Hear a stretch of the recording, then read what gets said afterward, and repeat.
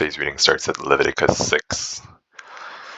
The Lord spoke to Moses, saying, If anyone sins and commits a breach of faith against the Lord by deceiving his neighbor in a matter of deposit or security, or through robbery, or if he has oppressed his neighbor, or has found something lost and lied about it, swearing falsely, in any of all the things that people do, and sin thereby, if he has sinned and has realized his guilt, and will restore what he took by robbery, or what he got by oppression, or the deposit that was committed to him, or the lost thing that he found, or anything about which he has sworn falsely, he shall restore it in full and shall add a fifth to it, and give it to him to whom it belongs on the day he realizes his guilt. And he shall bring to the priest as his compensation to the Lord a ram without blemish out of the flock, or its equivalent, for a guilt offering. And the priest shall make atonement for him before the Lord, and he shall be forgiven for any of the things that one may do, and thereby become guilty. The Lord spoke to Moses, saying, Command Aaron and his sons, saying, This is the law of the burnt offering. The burnt offering shall be on the earth, on the altar, all night until the morning, and the fire of the altar shall be kept burning on it. And the priest shall put on his linen garment, and put his linen undergarment on his body, and he shall take up the ashes to which the fire has reduced the burnt offering on the altar, and put them beside the altar. Then he shall take off his garments, and put on other garments, and carry the ashes outside the camp to a clean place. The fire on the altar shall be kept burning on it, it shall not go out. The priest shall burn wood on it every morning, and he shall arrange the burnt offering on it, and shall burn on it the fat of the peace offerings. Fire shall be kept burning on the altar continually, it shall not go out. And this is the law of the grain offering. The sons of Aaron shall offer it before the Lord in front of the altar.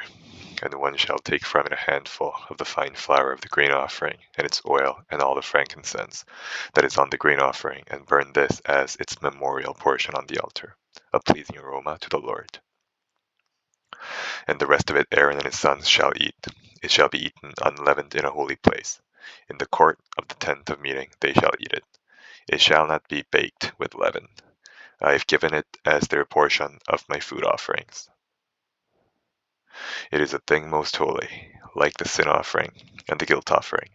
Every male among the children of Aaron may eat of it, as decreed forever throughout your generations, from the Lord's food offerings. Whatever touches them shall become holy. The Lord spoke to Moses, saying, This is the offering that Aaron and his sons shall offer to the Lord on the day when he is anointed. A tenth of an ephah of fine flour as a regular grain offering, half of it in the morning and half in the evening. It shall be made with oil on a griddle. You shall bring it well mixed, in baked pieces, like a grain offering, and offer it for a pleasing aroma to the Lord. The priest from among Aaron's sons, who is anointed to succeed him, shall offer it to the Lord as decreed forever. The whole of it shall be burnt. Every grain offering of a priest shall be wholly burned. It shall not be eaten. The Lord spoke to Moses, saying, Speak to Aaron and his sons, saying, This is the law of the sin offering. In the place where the burnt offering is killed, shall the sin offering be killed before the Lord. It is most holy. The priest who offers it for sin shall eat it. In a holy place it shall be eaten, in the court of the tent of meeting. Whatever touches its flesh shall be holy, and when any of its blood is splashed on a garment, you shall wash that on which it was splashed in a holy place. And the earthenware vessel in which it is boiled shall be broken. But if it is boiled in a bronze vessel, that shall be scoured and rinsed in water. Every male among the priests may eat of it. It is most holy. But no sin offering shall be eaten, from which any blood is brought into the tent of meeting to make atonement in the holy place.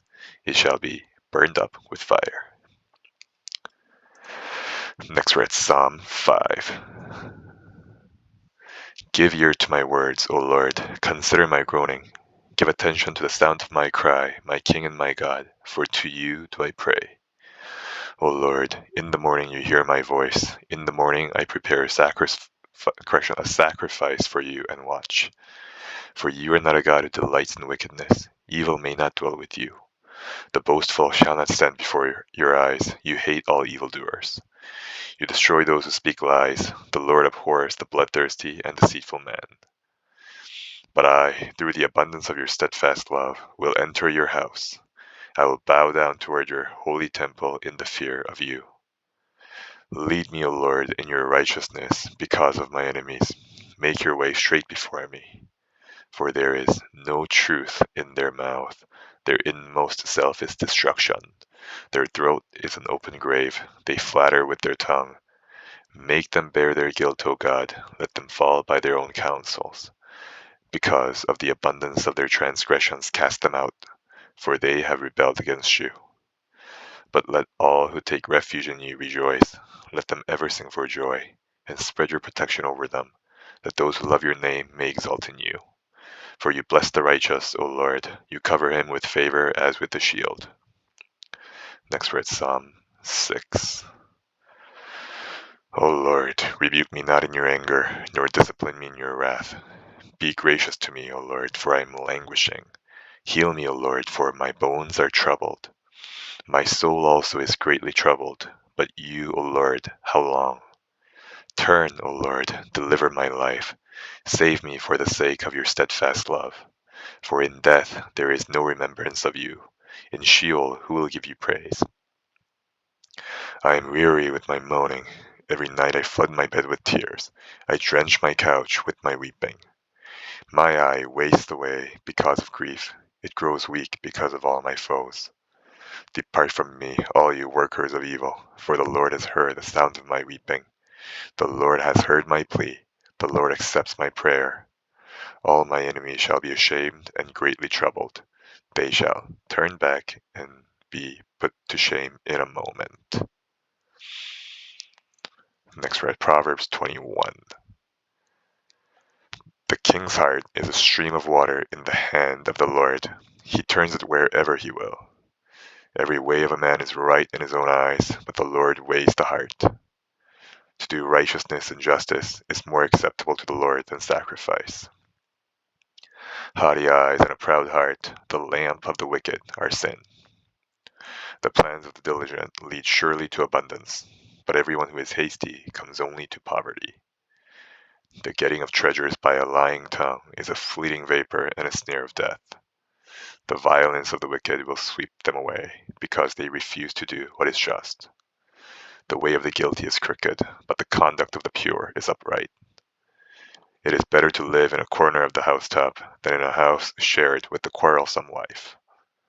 The soul of the wicked desires evil. His neighbor finds no mercy in his eyes. When a scoffer is punished, the simple becomes wise.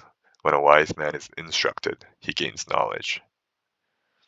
The righteous one observes the house of the wicked. He throws the wicked down to ruin. Whoever closes his ear to the cry of the poor will himself call out and not be answered.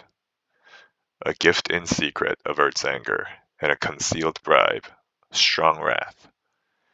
When justice is done, it is a joy to the righteous, but terror to evildoers.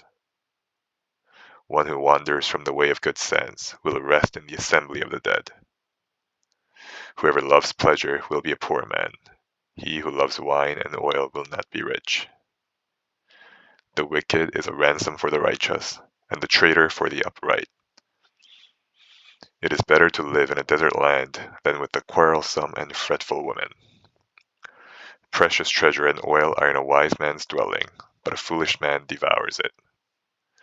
Whoever pursues righteousness and kindness will find life, righteousness, and honor. A wise man scales the city of the mighty and brings down the stronghold in which they trust. Whoever keeps his mouth and his tongue keeps himself out of trouble.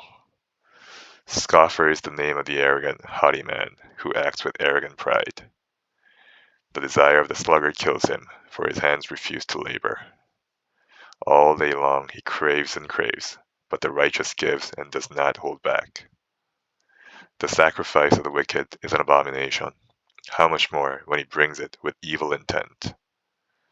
A false witness will perish, but the word of a man who hears will endure. A wicked man puts on a bold face, but the upright gives thought to his ways. No wisdom, no understanding, no counsel can avail against the Lord. The horse is made ready for the day of battle, but the victory belongs to the Lord. Next we're at Colossians 4. Masters, treat your bondservants justly and fairly, knowing that you also have a master in heaven. Continue steadfastly in prayer, being watchful in it with thanksgiving. At the same time, pray also for us, that God may open to us a door for the word, to declare the mystery of Christ, on account of which I am in prison, that I may make it clear which is how I ought to speak. Walk in wisdom toward outsiders, making the best use of the time. Let your speech always be gracious, seasoned with salt, so that you may know how you ought to answer each person. Tychicus will tell you all about my activities. He is a beloved brother and faithful minister and fellow servant in the Lord. I have sent him to you for this very purpose, that you may know how we are, and that he may encourage your hearts, and with him Onesimus, our faithful and beloved brother, who is one of you. They will tell you of everything that has taken place here. Aristarchus, my fellow prisoner, greets you, and Mark, the cousin of Barnabas, concerning whom you have received instructions. If he comes to you, welcome him. And Jesus, who is called Justus. These are the only men of the circumcision among my fellow workers for the kingdom of God, and they have been a comfort to me. Epaphras, who is one of you, a servant of Christ Jesus, greets you, always struggling on your behalf in his prayers, that you may stand mature and fully assured in all the will of God. For I bear him witness that he has worked hard for you and for those in Laodicea and in Hierapolis. Luke, the beloved physician, greets you, as does Demas. Give my greetings to the brothers at Laodicea, and to Nympha, and the church in her house. And when this letter has been read among you, have it also read in the church of the Laodiceans, and see that you also read the letter from Laodicea. And say to Archippus, see that you fulfill the ministry that you have received in the Lord. I, Paul, write this greeting with my own hand. Remember my chains. Grace be with you. And that is the end of the reading for today. Have a good day.